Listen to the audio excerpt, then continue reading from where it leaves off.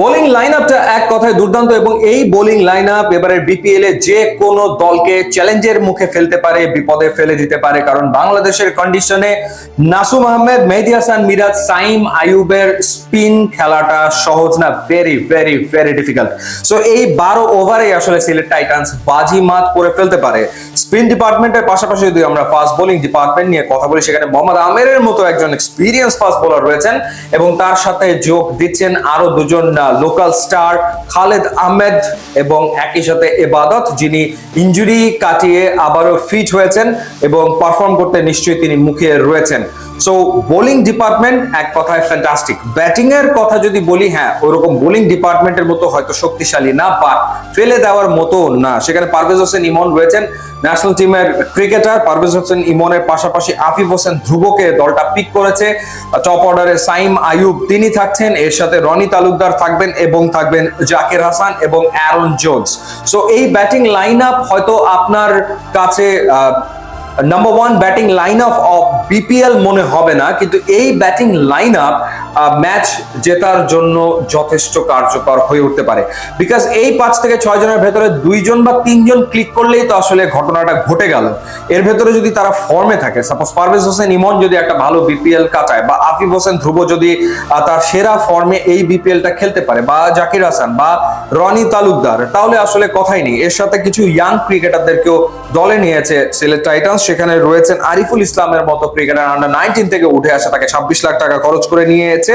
Overall এবারে BPL এ Sylhet Titans খরচ করেছে 2,74 লাখ টাকা। অনেক টাকা খরচ করেছে ব্যাপারটা কিন্তু তা না, 4.5 কোটি টাকার ভিতরে 2,74 লাখ টাকা তারা আসলে খরচ করেছে।